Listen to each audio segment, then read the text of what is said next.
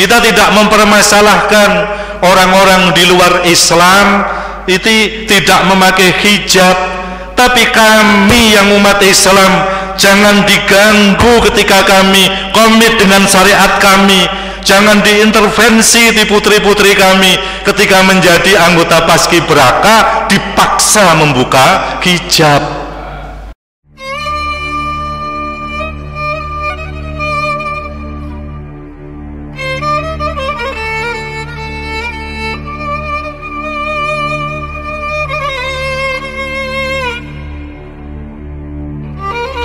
Assalamualaikum warahmatullahi wabarakatuh.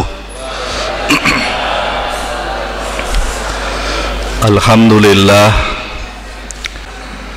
wa ashhadu anna habibana Muhammadan abduhu wa rasuluh. Allahumma sholli wa sallim wa barik ala Muhammadin wa alihi wa ashabihi ajma'in.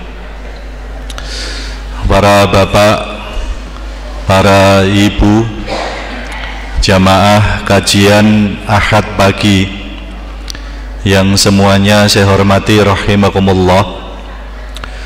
Syukur alhamdulillah kesempatan pagi hari ini kita oleh Allah ditakdirkan bisa bertemu dalam keadaan yang baik, dalam keadaan selamat. Mudah-mudahan kebaikan dan keselamatan yang Allah anugerahkan kepada kita akan terus dan berlanjut nyampe nanti di yaumil akhirah. Salawat dan salam kita mohonkan kepada Allah, mudah-mudahan oleh Allah senantiasa dicurahkan kepada junjungan kita Nabi Muhammad sallallahu alaihi wasallam beserta seluruh keluarga beliau, seluruh sahabat beliau dan seluruh pengikut beliau, dan mudah-mudahan kelak nanti di yaumil akhirah kita termasuk orang yang pantas diakui sebagai pengikut beliau.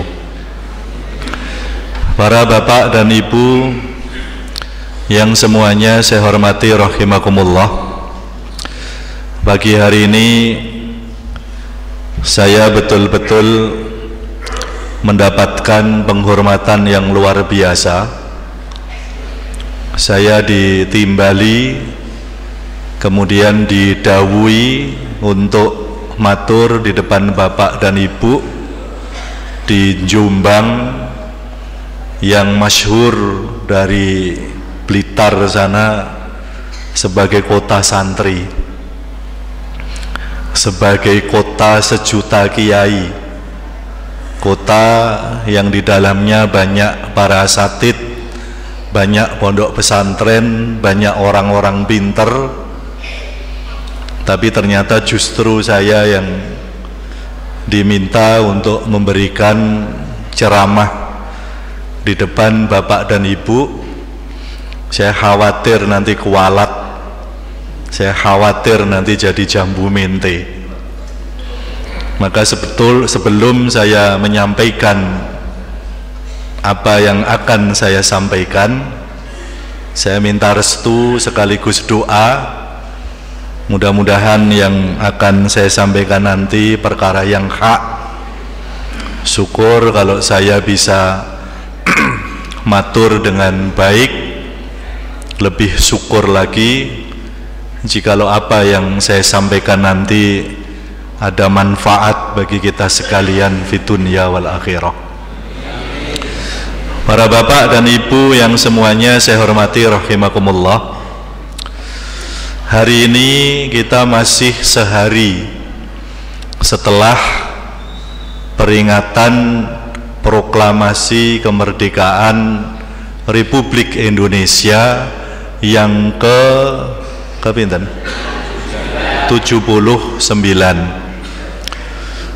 Berarti 79 tahun yang lalu proklamasi kemerdekaan Indonesia diproklamirkan. Kalau kita belajar sejarah,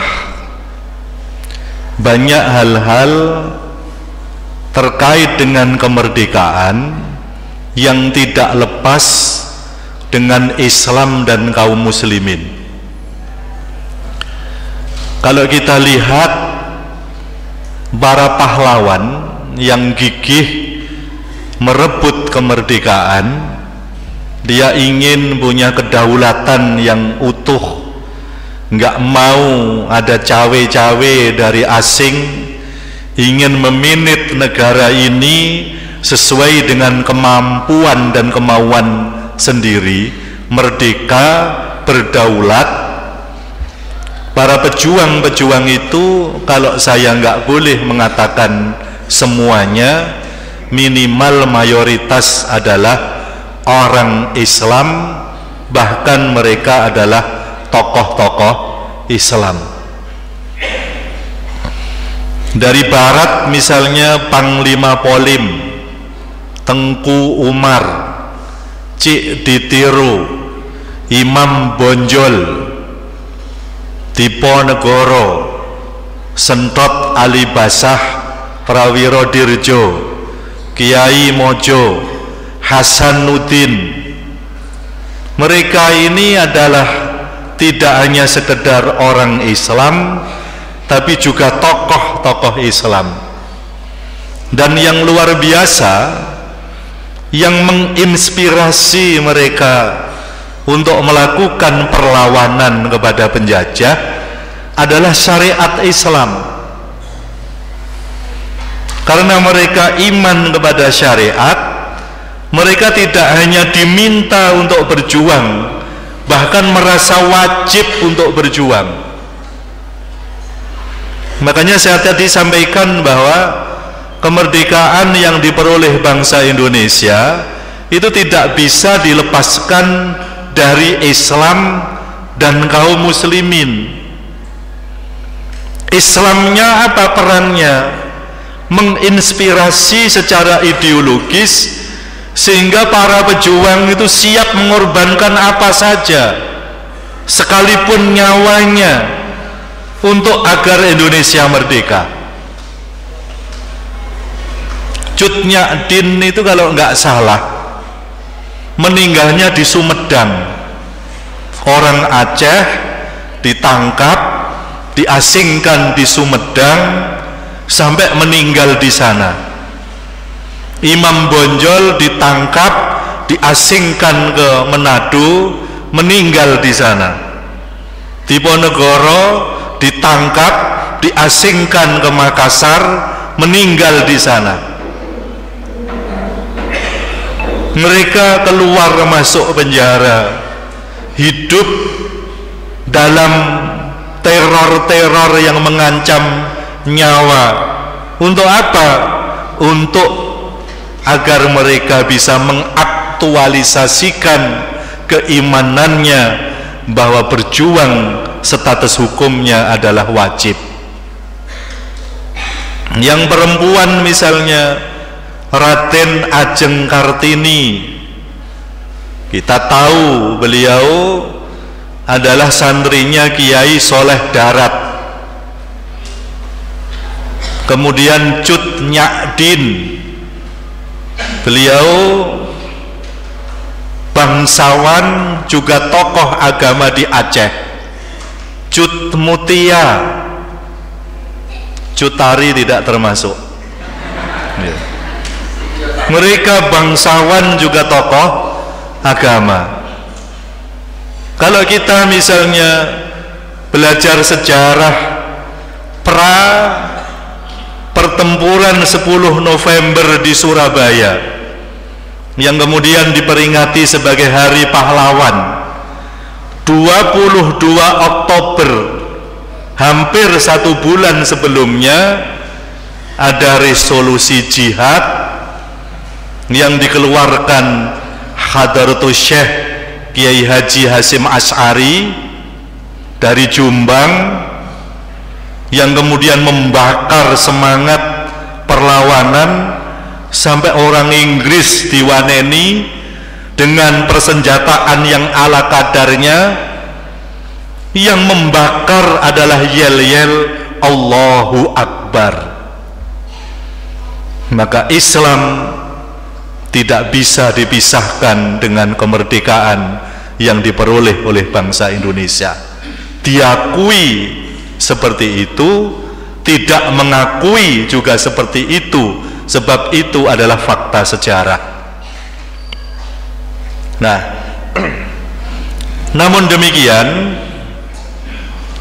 kemerdekaan yang diperoleh oleh bangsa Indonesia,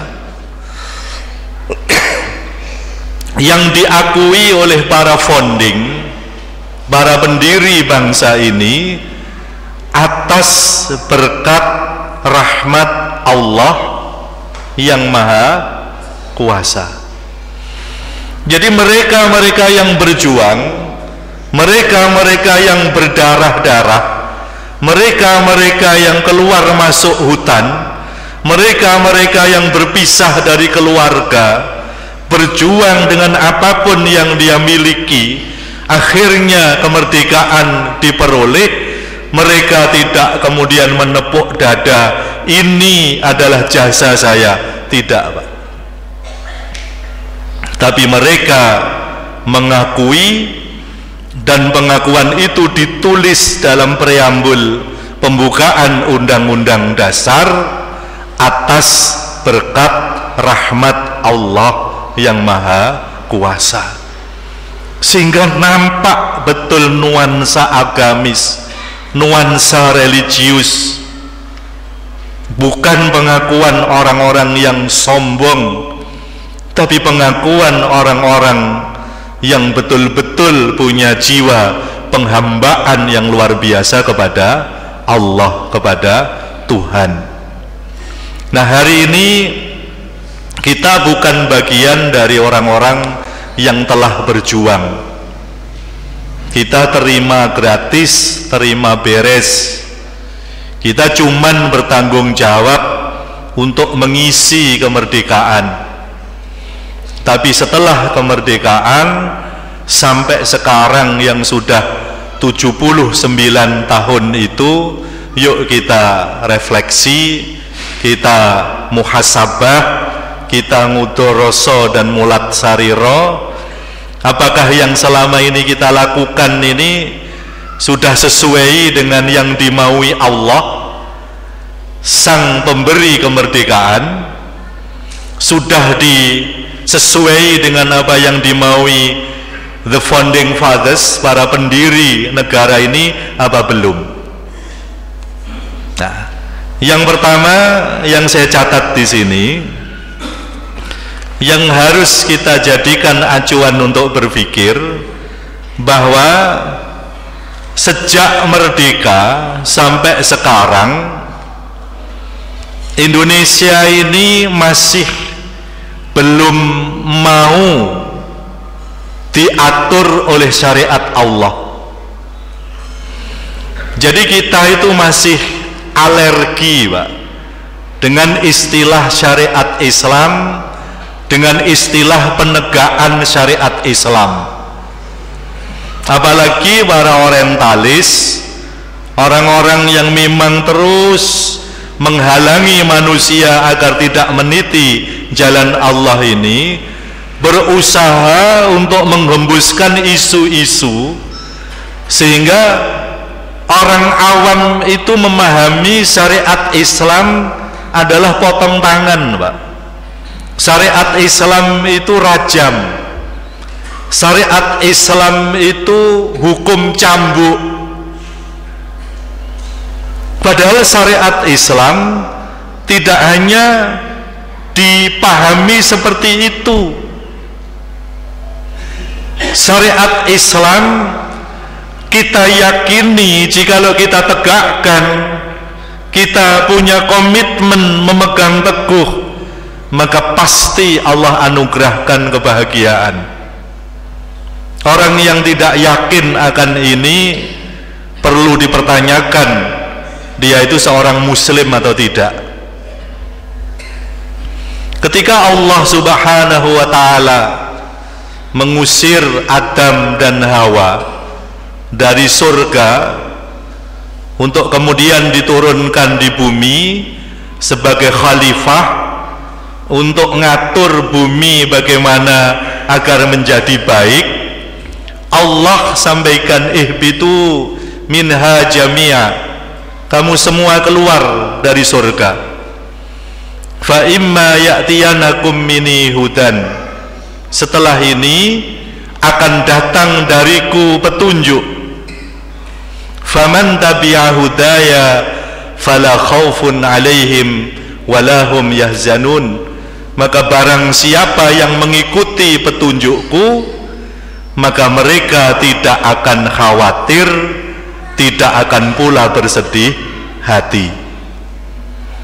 Allah pesan Adam, Hawa, kamu sekarang keluar dari surga, kamu sekarang ke bumi, kamu nanti ketika mengemban amanah sebagai khalifah, kamu akan menghadapi berbagai macam masalah. Tapi jangan khawatir, akan datang dariku, kata Allah, petunjukku. Barang siapa yang mengikuti petunjukku, maka kehidupannya di bumi la khaufun alaihim walahum yahzanun, mereka tidak akan khawatir, tidak akan pula bersedih hati. Tidak khawatir, tidak bersedih hati, bukankah itu yang disebut dengan kebahagiaan? Tapi syaratnya apa? Mengikuti petunjuk Allah.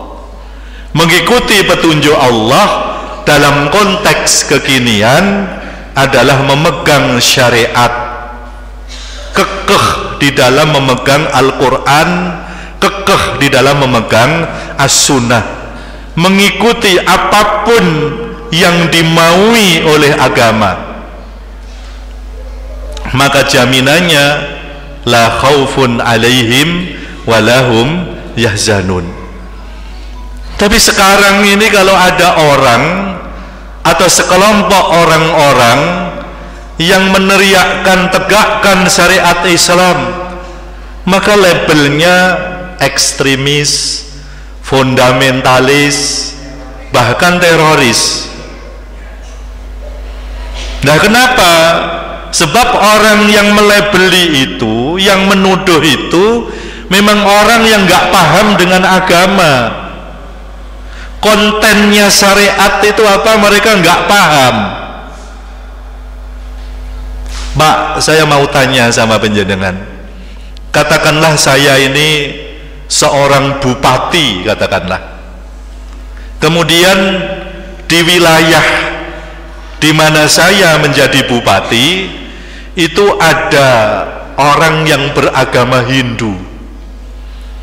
Kemudian dia tidak punya tempat ibadah, sehingga dia tidak bisa melaksanakan tuntutan syariatnya untuk beribadah di pura, karena memang di wilayah kekuasaan saya tidak ada pura. Kemudian yang kedua, orang-orang Hindu warga saya itu menurut syariat yang mereka yakini, kalau mati harus dibakar, maka harus disediakan sarana untuk mengkremasi. Di wilayah saya tidak ada fasilitas itu, maka saya sebagai bupati membuatkan pura untuk mereka agar mereka bisa beribadah, membuatkan sarana untuk mereka agar mereka bisa melaksanakan syariatnya. Pertanyaannya, boleh apa enggak? Boleh apa enggak? Kalau sesuai dengan pemeluknya itu baru boleh. Coba, aku nggak mau berdebat. Jenengan jawab wae kok tak tuntun. Boleh apa enggak? Berarti lek tidak, Pak Anies itu jenengan anggap salah. Pak Anies telah membuatkan krematorium, tempat untuk mengkremasi jenazah, sebab lek gak ngono wong Hindu nggak bisa melaksanakan syariatnya. Yang kedua, Pak Anies juga membuatkan tempat ibadah bagi warga Hindu dan Buddha. Ternyata ini Pak, kalau kita cocokkan dengan klausul di dalam Piagam Madinah, Rasul pun juga melakukan hal yang semacam itu, guys. Jadi orang Yahudi dihormati eksistensinya, bahkan ada bentuk kerjasama. Musuh kita adalah musuh kita bersama. Jikalau ada ancaman kepada salah satu kelompok di antara kita, bukan hanya ancaman bagi kelompok itu, tapi ancaman bagi kita semua. Kalau akhirnya ada perang Khaybar, orang Yahudi kemudian diperangi, bukan karena umat Islam itu khianat terhadap klausul di dalam Piagam Madinah, tapi orang Yahudi sendiri yang berkhianat. Betul? Nah, kalau memang kenyataannya begini, sebagai pengejawantahan syariat seperti itu, kita tidak mengintimidasi, tidak memaksa, memberi kebebasan kepada orang-orang di luar Islam, maka sangat tidak benar ketika ada orang kemudian khawatir ketika syariat Islam ditegakkan mereka akan terancam. Itu tidak beralasan. Nggih mboten? Saya mau tanya sama penjenengan muslim, kemudian ada orang-orang Nasrani berangkat ke gereja, boleh enggak kita mengganggu? Boleh enggak kita ngelok-ngelok nih Tuhan mereka? Enggak boleh. Jenengan mengatakan tidak boleh mengganggu, tidak boleh ngolok-ngolok Tuhan mereka, itu karena penjenengan hidup di Indonesia yang punya falsafah Bhinneka Tunggal Ika, yang punya Pancasila, atau karena memang syariat Islam melarang? Karena syariat Islam melarang.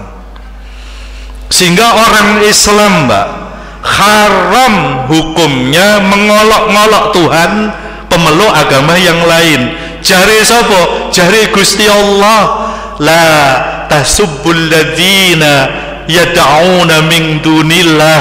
Janganlah kamu mengolok-ngolok Tuhan orang-orang yang menyembah selain Allah. Emangnya apa lek diolok-olok? Yasubullaha adwan bighairi ilm. Mereka nanti akan ganti mengolok-ngolok Allah secara melampaui batas tanpa ilmu. Ana ta Allah dilok-lokni mergo lambemu dhisik ngelok-ngelokne Tuhan mereka. Makanya awake dhewe dilarang, Pak, untuk mengolok-ngolok pemeluk agama yang lain. Siapa yang larang? Allah.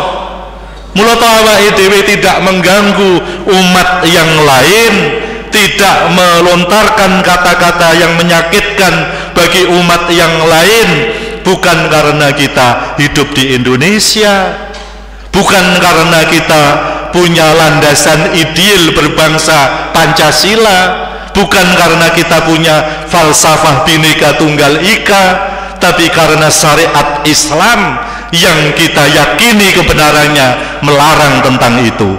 Betul, Pak? Sehingga wong-wong sing agamane dudu Islam dijamin aman, tidak tersakiti jikalau syariat Islam ditegakkan. Kalau syariat Islam diklaim oleh Allah itu rahmatan lil alamin, sebagai rahmat bagi seluruh alam, itu betul. Tapi selalu saja, Pak, diembuskan.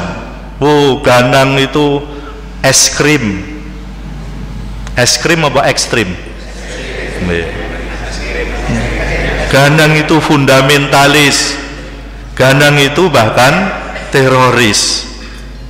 Kenapa? Sebab ngengkel ditegakkan syariat Islam. Kita enggak mempermasalahkan, Pak, orang Hindu Bali yang hanya memakai kebaya. Kita tidak mempermasalahkan orang-orang di luar Islam itu tidak memakai hijab. Tapi kami yang umat Islam jangan diganggu ketika kami komit dengan syariat kami, jangan diintervensi di putri-putri kami ketika menjadi anggota paskibraka dipaksa membuka hijab.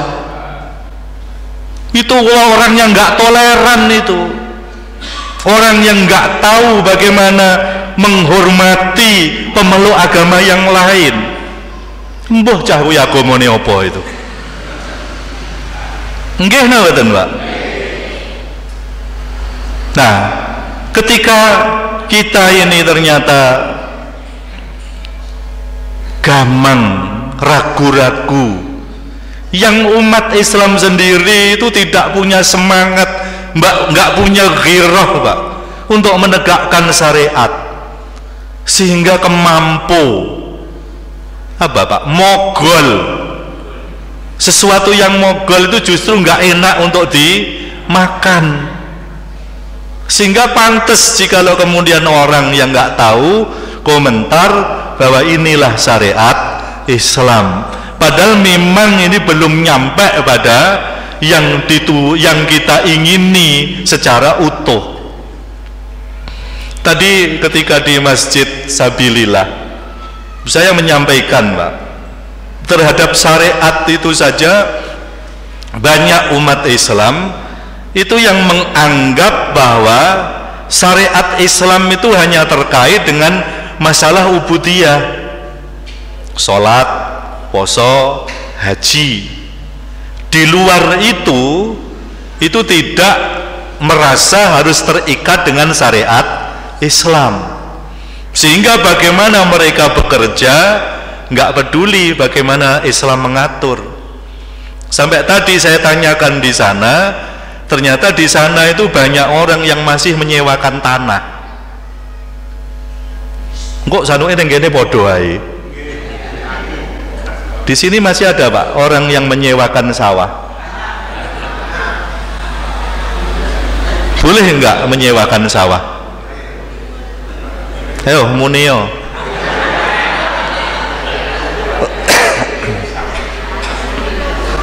Menyewakan sawah itu tidak boleh, guys, nggak boleh. Wow. Kalau sawah disewa untuk apa? Untuk dijadikan rumah tempat tinggal, boleh, sebab itu untuk langsung dikonsumsi.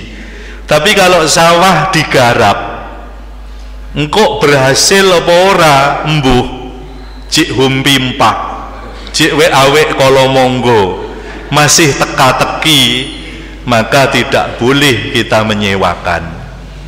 Lah gimana solusinya? Islam melarang, ada enggak solusi? Ada. Kita boleh bekerja sama, murabahah atau investasi mudharabah. Jadi iki sawahku wis tandurono, iki rabuke biayane kok aku apa sampean? Wis kabeh kok aku Pak, sampean nyediakne sawah tok. Ya wis yen ngono, engko lek panen penghasilan bersih saya dapat berapa persen. Boleh, Pak, disepakati begitu. Sebab kalau enggak begitu langsung disewakno, itu orang yang menyewa ketika gagal panen dia rugi biaya, rugi tenaga, dan harus menanggung biaya sewa. Sementara sing duwe sawah wis iki tak sewakno setahun sekian, wis bah kono, mau kapakne mau tanduri apa terserah, sing penting setahun kamu harus menyerahkan uang sekian kepada saya. Ini ada nuansa egois, itu enggak boleh. Duh, Pak, sampean kok ketoke enggak akal. Lihat di hadis, enggak boleh, Pak. Lek penjenengan ngengkel, enggak peduli dengan apa yang didawuhkan oleh Rasul, sampean umat Kanjeng Nabi apa duduk?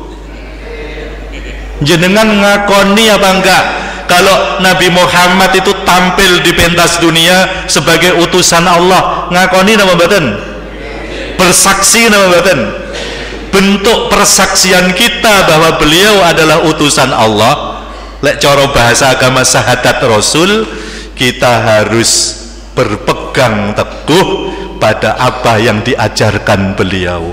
Kalau beliau melarang, ya sudah, ini bukan reserve, bukan untuk ditawarkan, kita laksanakan saja, nggak usah mikir-mikir. Nah, teprene tadi saya sudah juga menanyakan di sana. Ternyata di sana itu membagi waris itu juga masih sering menggunakan cara jumbang, tidak menggunakan cara faraid sesuai dengan firman Allah di dalam Al-Quran. Kalau kita dalam hal ibadah ikut syariat Islam, dalam hal sholat, zakat, puasa, oke, kita mengikuti apa yang dimaui oleh syariat. Tapi di luar itu kita nggak mau mengikuti syariat, berarti kita tidak berislam secara utuh, tidak berislam secara total. Loh, padahal Islam itu hanya sekitar 30% yang membahas masalah ibadah, yang lain itu masalah muamalah. Berarti kalau jenengan berislam hanya yang terkait dengan ibadah saja, berarti Islam penjenengan hanya sekitar 30%, yang 70% kafir. Aku nggak peduli, diundang rene neh rapopo. Ini saya mumpung ada kesempatan saya sampaikan itu. Nah, goro-goro itu maka sangat mungkin Allah itu murka, Pak. Ini saya kasih kemerdekaan, wahai bangsa Indonesia, tolong ya syariat saya ditegakkan. Tapi kemerdekaan diberikan, tapi kita tidak mau diatur oleh syariat Allah. Ayo Pak, kalau saya misalnya membaca ayat Allah begini Pak, wa yamhaqqullahu riba wa yurbi shadaqat, Allah akan menghancurkan ekonomi jikalau diminit secara riba, dan Allah akan menumbuhkan, mengembangkan harta jikalau disedekahkan. Yang dawuh Allah. Pertanyaannya, penjenengan percaya apa enggak? Yakin bahwa yang riba pasti hancur, tapi kalau disedekahkan akan justru berkembang? Yakin? Sebentar. Riba yang dihancurkan oleh Allah itu dalam konteks pribadi saja, dalam konteks rumah tangga saja, apa termasuk dalam konteks kehidupan berbangsa dan bernegara? Apa semuanya? Semuanya. Maka jenengan sekseni Pak, jenengan sekseni. Lek wong Indonesia itu nggak mau merubah manajemen ekonominya, lembaga-lembaga keuangan masih diminit secara konvensional, tidak mau meninggalkan manajemen ribawi, sementara wong Indonesia itu milik adil dalam kemakmuran, milik makmur dalam keadilan. Demi Allah Pak, demi Allah, iku padha karo enek wong sing milik ning Surabaya tapi parane ngulon Pak. Gak iso Pak, sebab lek wong Indonesia niku jek panggah riba, malah manajemen riba ini yang punya dominasi terkait dengan keuangan, terkait dengan finansial. Terus kemudian wong Indonesia itu dadi makmur, berarti Allah itu berbohong, berarti Rasul itu dusta, dan itu tidak mungkin. Maka riba yang akan menjadikan negara hancur itu seperti 2 ditambah 3 pasti sama dengan 5. Ayo jenengan sekseni, lambene ganteng niki jenengan ugemi Pak. kok panggah riba? Kaji ya kudu panggah hubungan karo bank konvensional. Bangun negara utang duit anakan. Nggih napa mboten? Saiki mbayar bungane deyek-deyek. Terus kemudian kita pun juga nggak bisa lepas 100% dengan lembaga keuangan konvensional yang manajemennya ribawi itu. Lah kuwi lah awake dhewe milik makmur berarti padha karo milik ning Surabaya tapi parane rono. Nggak akan ketemu, Pak. Sampeyan kok malah mentelengi aku tuh diomongi. Maka sekarang ini, Pak, negara yang paling makmur itu konon kan negara Qatar, Pak. Negara Qatar itu 5 tahun yang lalu loh nggih. Niku pendapatan per kapita itu kalau dirupiahkan itu per orang, per kapita masih per orang ya. Itu 176 juta. 5 tahun yang lalu. Bapake asmane sinten? Yono. Pak Yono putrane pinten? Kalih. Bojone pinten? Setunggal. Berarti Pak Yono garwane putrane kalih. Itu kalau pendapatan per kapita 176 berarti 176 kali 4 berarti pinten? 704 juta. Sampean 704 juta per tahun nggih persediaan sembarang kalir 704 juta cukup apa enggak? Gitu. Nah, bukan hanya itu, Pak. Bukan hanya itu. Di Qatar itu sekolah sejak elementary school sampai high school, sejak SD sampai perguruan tinggi gratis, Pak. Layanan kesehatan gratis, Pak. Enek wong nikah dia lapor pada institusi terkait dapat fasilitas rumah dan dana awal berumah tangga. Jombang enek, Pak, ngene iki. Nah, kok negara cek makmure cek luar biasa. Apa kuncinya? Ketika ditanyakan negara kami menghilangkan 100% manajemen ekonomi riba. Jadi sana itu biasa, Pak, menghapuskan hutang negara mana, menghapuskan hutang warganya yang punya hutang. Biasa, Pak, begitu. Karena apa? Yakin bahwa sedekah ini akan menumbuhkan ekonomi. Lek riba akan menghancurkan ekonomi. Maka Indonesia yang pakai riba terus ekonomi ini dadi hancur, kuwi padha karo loro ditambah telu memang sama dengan 5. Riba sama dengan ekonomi hancur. Wes. Makanya lek presiden urung ngaku no pancen yo. Lah, yang memahami konsep yang seperti itu tidak semua orang, Pak. Kalau saya yakin betul, Pak, yakin betul, Pak. Sebab kalau enggak begitu, enggak mungkin Allah berbohong, enggak mungkin Rasul berdusta, kan seperti itu. Nah, Indonesia itu belum mau, Pak. Syariat itu belum mau. Jadi yang dia gunakan dasar itu akal, enggak menggunakan dasar nilai-nilai rohani yang bersumber dari agama. Memang kalau kita pure 100% menggunakan akal, saya punya uang 1 juta, saya sedekahkan yang 200.000, itu berarti harta saya berkurang.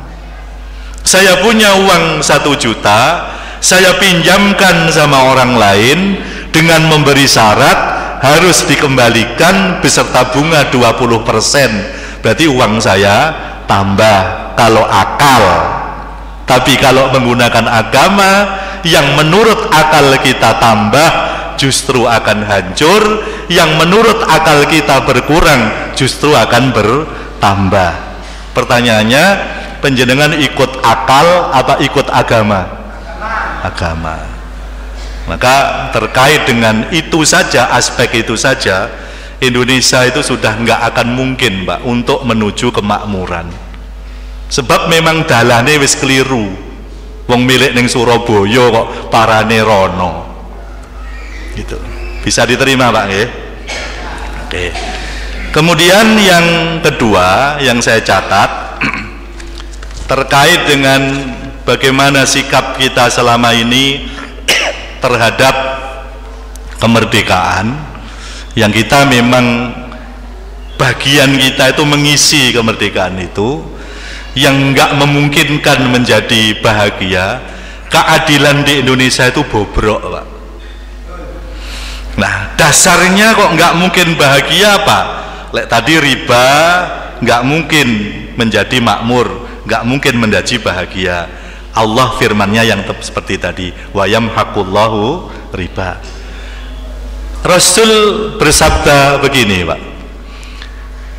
innama ahlakal ladzina min qablikum annahum kanu idza syaraqa fihimud dhaif idza syaraqa fihimus syarif tarakuh wa idza syaraqa fihimud dhaif aqamu alaihimul had.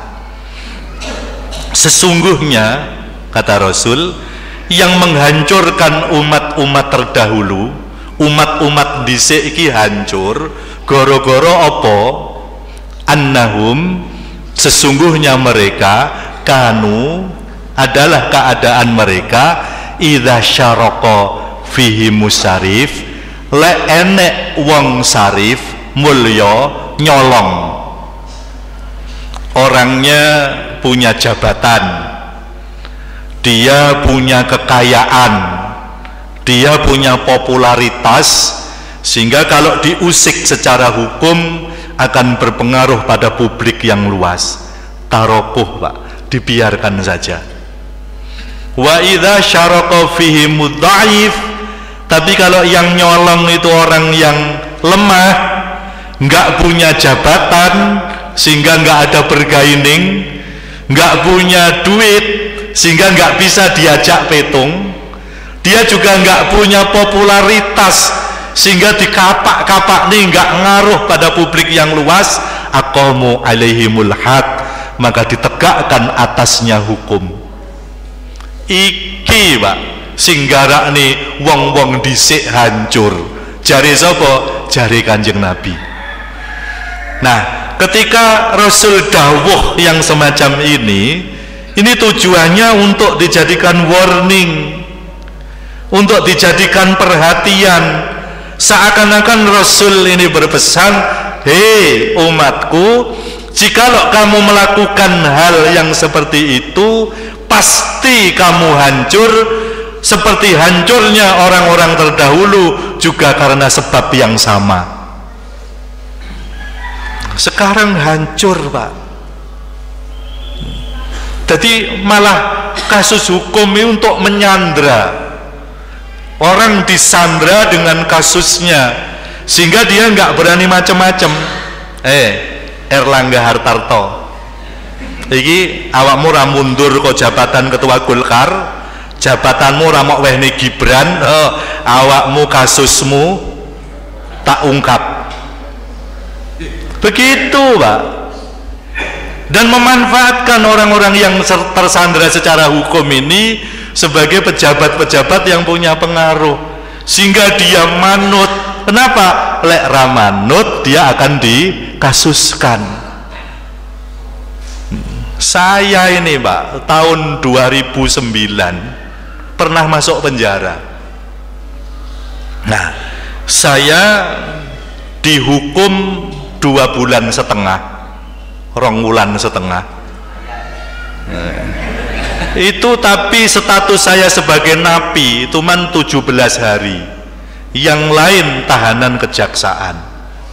Nah, selama di LP sebagai titipan kejaksaan itu teman-teman banyak, Pak. Itu pertanyaannya, awakmu ganjel apa gelundung? Nah, saya nggak tahu kalau istilahnya Jombang. Kalau Kediri itu lemek, gay lemek pora, itu Kediri. Tapi kalau Blitar istilahnya ganjel apa gelundung. Dilemei. Itu ternyata Pak, ternyata nyuwun sewu, ini bukan fitnah ini, tapi tenan orane yo mbuh ngoten niki. Teman-teman saya ini ketika masih ditangani kepolisian, reskrim, dia petung Pak, supaya direkoyoso BAP-nya. Kalau sudah P21 relas serahkan pada kejaksaan, pitunge karo jaksa supaya tuntutannya bisa kita atur. Lek wis jaksa membacakan tuntutan, pitunge karo hakim. Jadi ada Pak lemek-lemek begitu. Sehingga fakta di Indonesia itu orang yang terkena kasus ini akan dihukum tidak sesuai dengan kasusnya, tapi akan dihukum seberapa mampu dia melakukan transaksi. Nggih Pak, wis to kasus so berat, lek dia punya banyak uang, itu hukuman bisa diatur. Nung kasus pembunuhan, sing dibunuh ya padha polisine. Jenengan ngira saiki wonge ning ndi kok? Ah, sekarang jarine malah ning Singapura, Pak. Dipotong, suwi bebas. Diatur, Pak, kalau gitu. Jadi jarine Kanjeng Nabi sing garakne wong dhisik hancur itu. Maka kalau kamu melakukan hal yang sama juga akan hancur, Pak. Nggak enek kepastian hukum. Kasusnya Peggy juga ruwet semacam itu. Kilometer 50 ruwet semacam itu. Kasusnya Kowabeh itu kasusnya podo, Pak. CCTV rusak. Ya Allah ya Robbi, seperti itu. Nah, jadi keadilan bobrok. Kemudian yang ketiga, ulamanya itu juga ikut berkontribusi, Pak. Kalau dulu Kiai Haji Hasyim Asy'ari ulama, beliau hebat, beliau punya karisma sebagai simpul umat, tapi kapasitas dirinya digunakan untuk mengabdikan diri kepada negara. Kalau sekarang ulama-ulama sekarang, walaupun enggak semua, imanuhum fi amplopihim. Nggih napa Pak? Imanuhum fi amplopihim. Imannya di dalam amplopnya. Iman bisa dibeli. Makanya jenengan setuju napa mboten terserah. Saya ini termasuk orang yang tidak setuju ketika Muhammadiyah menerima konsensi tambang.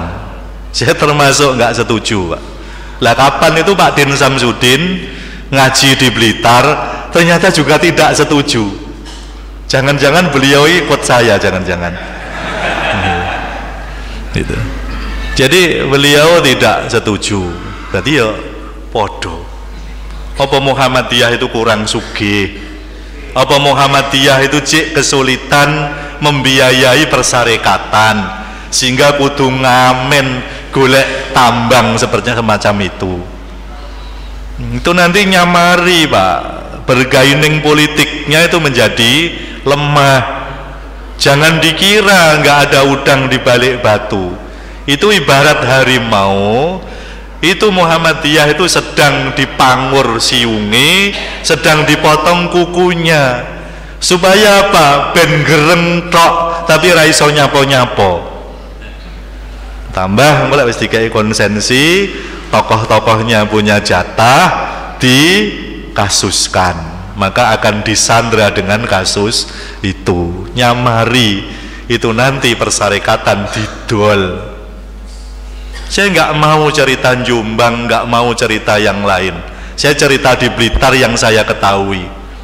Banyak kiai-kiai di sana itu nggak berani Pak berteriak untuk menasihati bupati, nggak wani berteriak menasihati pejabat. Lah kenapa? Sebab sering dikirimi sarung gajah duduk. Iya Pak. Jadi ulama, kiai kalau sudah sering ke pendopo, sudah sering ke kantornya para pejabat, itu sangat rentan. Saya tidak mau memastikan, sangat rentan dia akan tidak lagi punya wibawa, sebab ada bergaining di sana.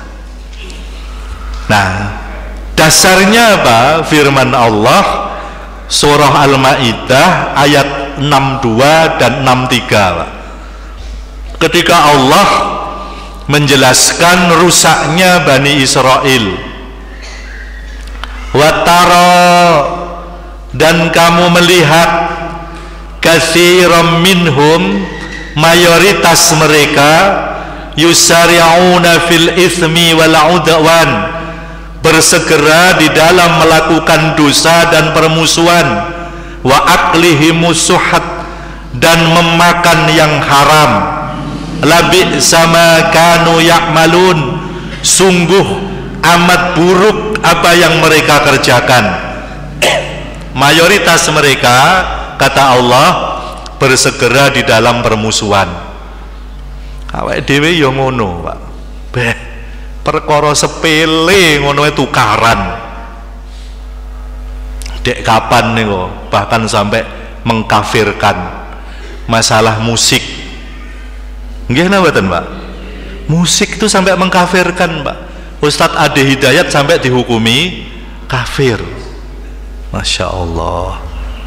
Menurut penjenengan, saya toto menceng didik, menurut penjenengan musik itu haram mutlak apa halal bersyarat? Haram mutlak apa halal bersyarat? Halal bersyarat. Oke.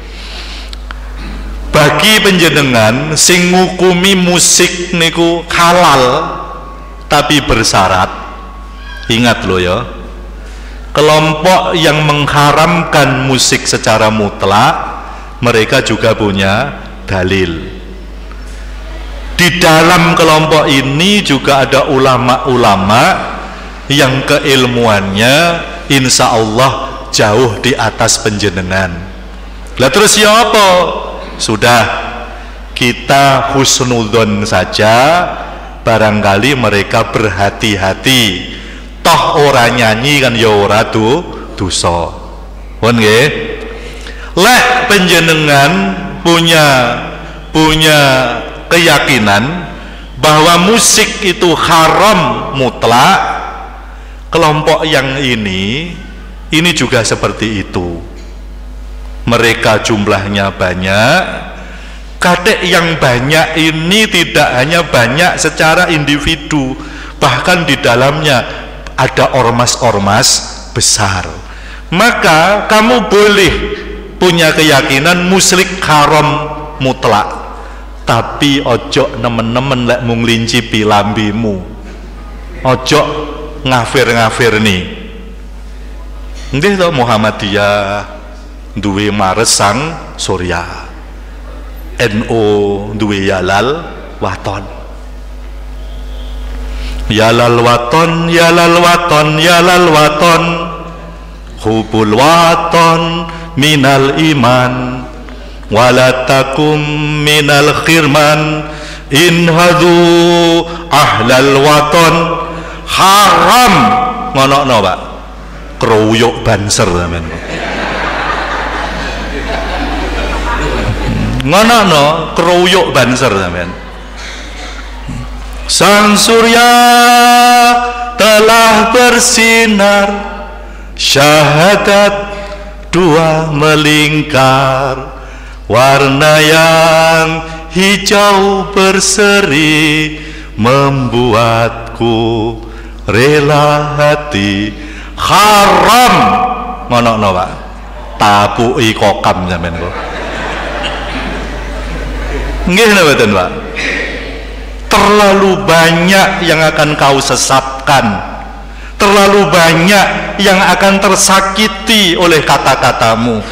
Maka boleh kamu punya keyakinan semacam itu tanpa harus menyakiti saudaramu. Toh pomo salah tenan, mereka dianggap berdosa mergo nyanyi, dosa mergo nyanyi, nggak sampai menggugurkan keimanan. Kan begitu toh Pak nggih? Lek de imannya belum gugur berarti masih iman. Lek masih iman berarti dia masih punya hak untuk disikapi sebagaimana orang yang beriman. Orang malah mau lok-lok nih guys. Ya opo ya? Jenengan kenal Buya Hamka? Buya Hamka itu mengarang tafsir Al-Azhar. Nek wis ngarang tafsir pasti orang ilmunya pasti di atas cukup. Beliau pernah menjadi ketua pimpinan pusat Muhammadiyah, pernah menjadi ketua MUI. Loh, jangan-jangan cuman jabatan, komitmennya terhadap agama gimana? Beliau pernah masuk penjara karena secara prinsip dalam hal politik berseberangan dengan penguasa. Di penjara saya siap, saya nggak mau ikut rezim. Wong-wong sing ngapir-ngapir ini ditekan karo rezim rong keporo loh Pak, gelem di penjara. Nggih napa mboten Pak? Buya Hamka siap Pak di penjara. Berarti komitmennya terhadap agama kuat apa enggak Pak? Kuat. Kalau penjenengan pernah mendengar lagu apa judulnya? Panggilan Jihad kalau nggak salah, itu karangannya Buya Hamka. Allahu Akbar, Allahu Akbar, Allahu Akbar. Kalam suci memanggil kalbu berjuang, maju serentak membela kebenaran demi bangsa, agama dan kemakmuran. Panggilan jihad hidupkan. Niku karangannya Buya Hamka. Lek mau hukumi kafir berarti penjenengan ngukumi Buya Hamka kafir. Hati-hati kelompok yang sini. Toh sini pun niki ngukumi halal, nggak halal mutlak, halal tapi bersyarat. Lek jelas-jelas elek, sairnya nggak mendidik, ya pasti dia ditekoni ngukumi haram. Mangku purel neng karaokean, kira hukumnya das pundi Pak? Ayo munio halal, munio. Ya pasti haram. Tapi kalau ragu-ragu religi, ada sajadah panjang membentang dari kaki buayan hingga ke tepi kuburan hamba bila mati. Kira-kira halal atau haram Pak? Nah, lek mangku purel haram. Tapi lek yang itu tadi sajadah panjang halal. Jadi orang kok membabi buta semuanya. Nah, ngene iki Pak, ternyata di dalam tubuh umat Islam juga menjadikan centang perentang, jadi sebab permusuhan. Goro-goro kuwi lho Bani Israil dhisik hancur. Kemudian wal audawan yusari'una fil ithmi, di dalam dosa, wal audawan dalam permusuhan, wa aklihimus suhat, dan mereka memakan yang haram. Niki lek jenengan buka tafsir, makanan yang haram yang dimaksud riba dan sogoan. Jadi suap, riswah. Penjenengan ada dua caleg, sing sitok ustad, dia punya komitmen agama yang kuat tapi gak duit. Caleg situ nggak ngerti agama, tapi satu suara 350.000. Jenengan pilih yang mana? Munio dan Munio pilih sing ndi Pak iki? Iki lho wong mentalmu ya mental Bani Israil. Nah, 350 suara siji sak keluarga pinten Pak? 4 sak juta punjul. Piye sak juta 400. Nah itu yang membuat Bani Israel hancur. Labi sama kanu ya'malun, sungguh buruk apa yang mereka kerjakan. Ayat yang 63 begini Pak, laula yanhahum, kenapa tidak melarang mereka robbaniyun, rohib wal akhbar, pembesar-pembesar mereka, rohib-rohib di kalangan mereka, angqaulihimul ithma wa aklihimus suhat, terkait dengan dosa yang mereka lakukan, terkait dengan sogok menyogok dan riba yang mereka makan. Labi sama kanu yasnaun, sungguh amat buruk apa yang mereka perbuat. Jadi ulama pendeta-pendeta ini rusak, sementara rakyatnya juga rusak.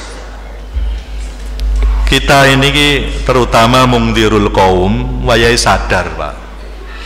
Jadi umat itu kalau ada masalah mereka jarang Pak membuka hadis, jarang membuka kitab Al-Quran, karena memang tidak punya kemampuan untuk itu. Mungkin rodok nyocok-nyocok nih, tapi mereka bukan mujtahid, sehingga enek masalah biasanya yang dijadikan sandaran adalah para kiai, para ustadz. Lah ustadz kena sogokan bar Pak. Nah, sehingga bocah ra ngerti apa-apa diceluk Gus. Nih, saiki sing arep dicalokne gubernur Jakarta ning lho Pak. Lolok semacam itu. Ya Allah, Gusti Allah badhe paring ujian nopo malih. Ndawang Jakarta yang masalahnya kompleks dipimpin bocah. Piye ngoten niku lho. Niku lek tak pikir-pikir iki adab lho Pak, niki adab. Goro-goro memang awake dhewe enggak gelem diatur karo agama. Assalamualaikum warahmatullahi wabarakatuh.